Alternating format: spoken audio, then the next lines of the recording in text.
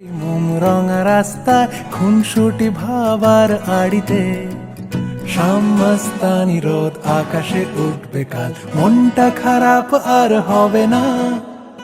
অনেক দিনের সেই ভালোবাসা টয় ট্রেন কুয়াশা স্টেশনে থেমে যাবে না। ছুটিতে যাই, ছুটিতে যাই। সবাইকে শুভেচ্ছা ও ভালোবাসা জানিয়ে আমি আফতাব হালদার প্রতিদিনের মতো আজও শুরু করছি বেড়ানোর খবর। ছুটিতে যাই চ্যানেলে আজ আপনাদের নিয়ে যাব লাটাগুড়ি। তো চলুন যাই, লাটাগুড়ির চতুর্থ পর্ব কি আছে দেখে নেওয়া যাক। যারা প্রথম পর্ব, দ্বিতীয় পর্ব ও তৃতীয় পর্ব এখনো দেখেননি তাদেরকে অনুরোধ করব দেখে নেবেন। আগে বলে রাখি, এখনো যারা সাবস্ক্রাইব করেননি সাবস্ক্রাইবটা করে রাখবেন। স্টোরি কেমন লাগছে কমেন্ট বক্সে লিখে কমেন্ট করে জানাবেন। তো আজ চলে যাই লাটাগুড়ি চতুর্থ পর্ব বা শেষ পর্বে। কি আছে দেখে নিন। হোটেলে পেমেন্টের সময় দুটো নেপালি নোট পেলাম প্রথমবার। খাদা পরিয়ে হোটেল থেকে বিদায় জানালো। আবার ছবি তোলা তুলিতে খানিক সময় নষ্ট করে বেরিয়ে পড়লাম মেচিননগর ধুলাবাড়ি ছেড়ে পাহাড়ি পথের উদ্দেশ্যে। এখান থেকে প্রায় 50 কিমি লাগবে কনম্ব যেতে। মনোরম আবহাওয়া, ঝকঝকে আকাশ, পথে একটা চেকপোস্ট পারমিট চেক হলো। সোজা রাস্তা চলেছে, দুদিকে সুপারি গাছের সারি, ছোট ছোট গ্রামের দোকান। ধীরে ধীরে চড়াই বাড়তে শুরু হলো, আর গরম কমে শীতল ফুরফুরে হাওয়ায় হঠাৎ করে মেঘ জড়িয়ে ধরল আমাদের। দুপাশে চা বাগান ঝাপসা হয়ে গেল। দূর দিগন্তের উপত্যকা, নদী মাঝে মাঝে অদৃশ্য হয়ে যেতে লাগলো। বেশ অনেকগুলো ভিউ পয়েন্ট পার হয়ে পৌঁছে গেলাম কনম্ব ভিউ পয়েন্ট। মেঘের চাদরে ঢাকা কনম্ব লেখাটা, তবুও তার সামনে ছবি তোলা ভিড়। তবে আশেপাশে কোনো চা দোকান বা অন্য কিছু তেমন নেই। তবু বেশ কিছু টুরিস্টদের ভিড়ের জায়গাটা জমজমাট হয়ে আছে। বাঁদিকে ধাপে ধাপে উঠে গেছে চা বাগান। আরো মেঘ সরে গেলে নিচে অপূর্ব দৃশ্য। চা বাগান ছাড়াও রয়েছে বিরাট উপত্যকা, 3টি নদী অববাহিকা দৃশ্যমান। আরো একটু উপরেই থাকার কিছু হোটেল। কনম্বের উচ্চতায় 6000 ফুট। ইলাম জেলার কনম্বকে কুইন অফ ইস্ট নেপাল বলে। এর চা বাগানের সৌন্দর্য নাকি দেখার মতো। মেঘের চাদরে ঢাকনা দেওয়া চা বাগানও কম উপভোগ লাগলো না। জানলাম পিকনিক আর মধুচন্দ্রিমার জন্য মানুষ এখানে ভিড় করেন। আরো একটু গেলেই রয়েছে আরো এক ভিউ পয়েন্ট।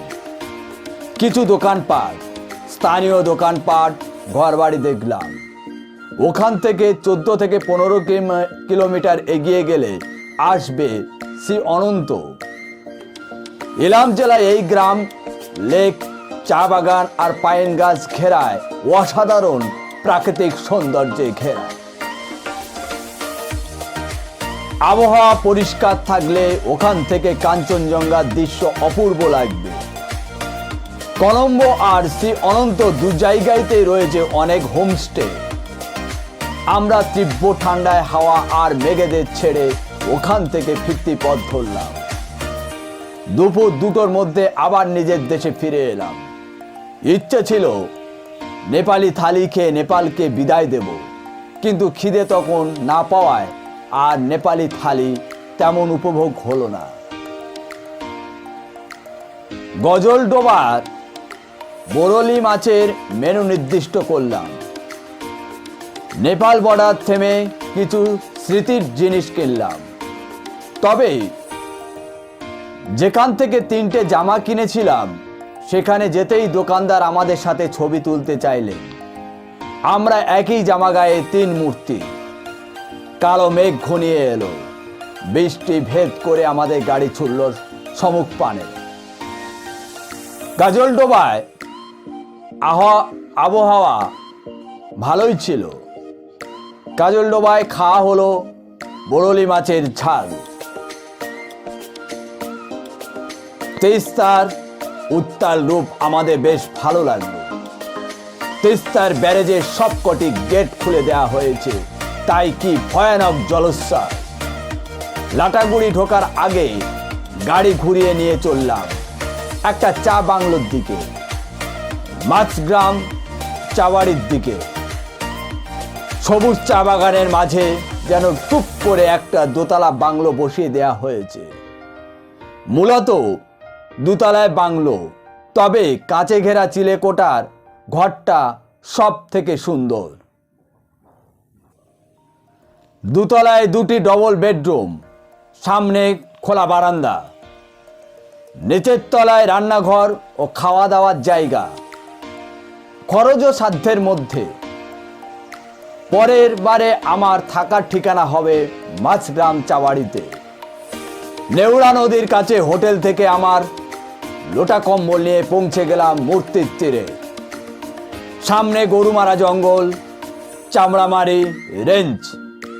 এখানে দুদিন আগে হাতির দল এসে পাঁচিল ভেঙে দিয়ে গেছে। তাদের তাণ্ডব দেখলাম সিসি ক্যামেরা। খাতির জন্যের মধ্যেই সন্ধ্যা নেমে গেল। আজ নদীর ধারে আড্ডার আসর বসল। চারিদিক নিশুতি হয়ে এলো। ইতিউতি জোনাকিদের আলো জ্বলতে লাগলো। এখানে সাপের উপদ্রব আছে, তাই স্থানীয়রা একটু তথস্থ হয়ে থাকে। পরের দিন মেঘলা ভোর, নদীর ডাক, জল খাবার খেয়ে নুড়ি মারিয়ে খরস্রোতা নদী নেমে পড়লাম। ক্যাসিনো থেকে পাওয়া লাভ করা 500 টাকা সই করা নোটটা সুন্দর খামে ভরে নিলাম। এইভাবে আমার ভ্রমণ গল্প শেষ করলাম। আজ এখানে শেষ করছি। আবার দেখা হবে আগামীকাল সকাল ঠিক 9টায়। আপনারা সবাই ভালো থাকুন, সুস্থ থাকুন, আর প্রতিদিন আমাদের ছুটিতে যাই চ্যানেল দেখুন। Tata, bye bye.